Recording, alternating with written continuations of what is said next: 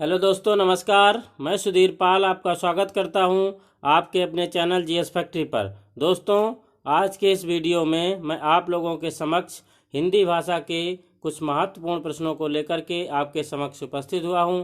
आशा करता हूं वीडियो अच्छा लगेगा। तो चलिए शुरू करते हैं आज का ये वीडियो, हिंदी भाषा के महत्वपूर्ण प्रश्न।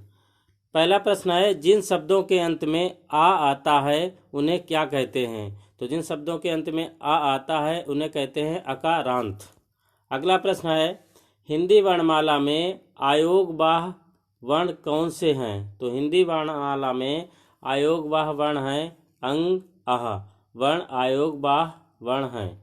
अगला प्रश्न है, हंस में लगा जो चिन्ह कहलाता है, तो हंस में जो लगा चिन्ह है उसे हम अनुस्वार कहते हैं। अगला प्रश्न है, चांद शब्द में लगा जो चंद्रबिंदी होती है उसे हम क्या कहते हैं? उसे कहते हैं अनुनासिक। नेक्स्ट क्वेश्चन, भाषा की सबसे छोटी इकाई क्या है? तो जो भाषा है उसकी सबसे छोटी इकाई है वर्ण। अगला प्रश्न है, जिन शब्दों में किसी प्रकार का विकार या परिवर्तन नहीं होता है उसे क्या कहते हैं? तो उसे कहते हैं तत्सम शब्द। अगला प्रश्न है, कार्य के होने का बोध कराने वाले शब्द को क्या कहते हैं? तो कार्य के होने का बोध कराने वाले शब्द को क्रिया कहते हैं। नेक्स्ट क्वेश्चन है, भाषा के शुद्ध रूप का ज्ञान किससे होता है? तो भाषा का जो शुद्ध रूप का ज्ञान व्याकरण से होता है। अगला प्रश्न है, विशेषण जिस शब्द की विशेषता बताते हैं उसे क्या कहते हैं? तो उसे विशेष कहते हैं। अगला प्रश्न है, हिंदी में लिंग का निर्धारण किससे होता है? तो हिंदी में जो लिंग का निर्धारण होता है वो संज्ञा से होता है। अगला प्रश्न है, क्रिया का मूल रूप क्या कहलाता है? तो क्रिया के मूल रूप को धातु कहते हैं। नेक्स्ट क्वेश्चन, सर्वनाम के साथ प्रयुक्त होने वाली विभक्तियां होती हैं। तो सर्वनाम के साथ जो विभक्तियां प्रयुक्त होती हैं वो संश्लिष्ट होती हैं। हिंदी में कारक चिन्ह कितने होते हैं? तो हिंदी में कारक चिन्ह 8 होते हैं, जबकि संस्कृत भाषा में कारक चिन्ह 7 होते हैं। नेक्स्ट क्वेश्चन है, संज्ञा कितने प्रकार की होती है? तो संज्ञा 5 प्रकार की होती है। उनके प्रकार हैं, एक तो है व्यक्तिवाचक संज्ञा, दूसरा जातिवाचक संज्ञा, भाववाचक संज्ञा, समूहवाचक संज्ञा और पांचवा है द्रव्यवाचक संज्ञा। नेक्स्ट क्वेश्चन है, वे शब्द जो विशेषण की भी विशेषता बतलाते हैं उन्हें क्या कहते हैं? तो जो विशेषण की भी विशेषता बताते हैं उन्हें प्रविशेषण कहते हैं। नेक्स्ट क्वेश्चन है, सर्वनाम किसे कहते हैं? तो सर्वनाम के वे शब्द जो संज्ञा के स्थान पर प्रयोग में लाए जाते हैं उन्हें सर्वनाम कहते हैं, जैसे यह, वह, वे, उनका, इनका, इन्हें आदि। नेक्स्ट क्वेश्चन, सर्वनाम के कितने भेद होते हैं? तो सर्वनाम के 6 भेद होते हैं। कौन कौन से? पुरुषवाचक सर्वनाम, निश्चयवाचक सर्वनाम, अनिश्चयवाचक सर्वनाम, प्रश्नवाचक सर्वनाम, संबंधवाचक सर्वनाम और निजवाचक सर्वनाम। नेक्स्ट क्वेश्चन है, क्रिया किसे कहते हैं? तो क्रिया जिस शब्द से किसी काम के करने या होने का बोध होता है उसे क्रिया कहते हैं, जैसे खाना, हंसना, रोना, बैठना आदि। नेक्स्ट क्वेश्चन, क्रिया मुख्य रूप से कितने प्रकार की होती है?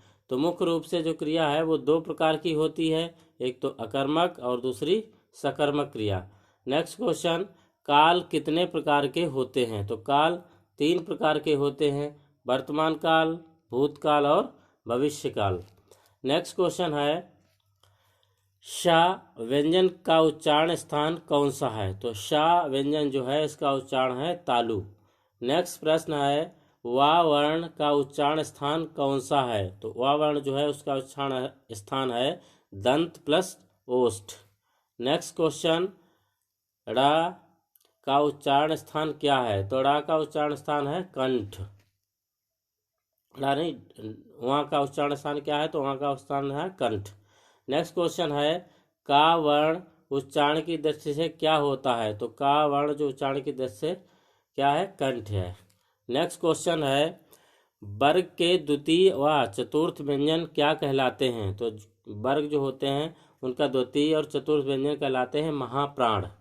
नेक्स्ट क्वेश्चन, ए और ऐ का उच्चारण स्थान है, तो ए और ऐ का उच्चारण स्थान है कंठ तालु। नेक्स्ट क्वेश्चन, घा का उच्चारण स्थान है, तो घा का उच्चारण स्थान है कंठ। वर्ण के प्रथम, तृतीय व पंचम वर्ण क्या कहलाते हैं, तो वर्ग के प्रथम, तृतीय व पंचम वर्ण कहलाते हैं अल्प प्राण। अगला प्रश्न है, मात्रा के आधार पर हिंदी स्वरों के दो भेद कौन से हैं, तो मात्रा के आधार पर जो हिंदी स्वर हैं उनके दो भेद हैं, ह्रस्व और दीर्घ। नेक्स्ट क्वेश्चन, सर्वनाम के साथ प्रयुक्त होने वाली विभक्तियां होती हैं, तो सर्वनाम के साथ जो विभक्तियां प्रयुक्त होती हैं वो होती हैं संश्लिष्ट। नेक्स्ट, शिक्षक विद्यार्थी को हिंदी पढ़ाते हैं, वाक्य में क्रिया के किस रूप का प्रयोग हुआ है, तो शिक्षक विद्यार्थी को हिंदी पढ़ाते हैं, इसमें द्विकर्मक क्रिया का प्रयोग हुआ है। मुझे किस प्रकार का सर्वनाम है, तो मुझे यानी कि उत्तम पुरुष का। अगला, मानव शब्द का विशेषण बनेगा, तो मानव शब्द का विशेषण मानवीय बनेगा। चिड़िया आकाश में उड़ रही है, तो चिड़िया आकाश में उड़ रही है, इस वाक्य में उड़ रही क्रिया किस प्रकार की है, तो इसमें अकर्मक क्रिया है, क्योंकि इसमें कोई भी ऑब्जेक्ट नहीं है। नेक्स्ट क्वेश्चन है, पशु शब्द का विशेषण है, तो पशु शब्द का जो विशेषण होगा वो होगा पार्श्विक। नेक्स्ट क्वेश्चन, नेत्री शब्द का पुल्लिंग रूप है, तो नेत्री शब्द का पुल्लिंग रूप है नेता। उत्कर्ष का विशेषण क्या होगा, तो उत्कर्ष का विशेषण होगा उत्कृष्ट। नेक्स्ट क्वेश्चन है, काम का तत्सम रूप है, तो काम का तत्सम रूप है कर्म। नेक्स्ट प्रश्न, दूध का तत्सम रूप क्या है, दूध का तत्सम है दुग्ध। नेक्स्ट क्वेश्चन है, पा वर्ग का उच्चारण मुंह के किस भाग से होता है, पा वर्ग का उच्चारण मुंह के किस भाग से होता है, तो ये होता है ओष्ठ से।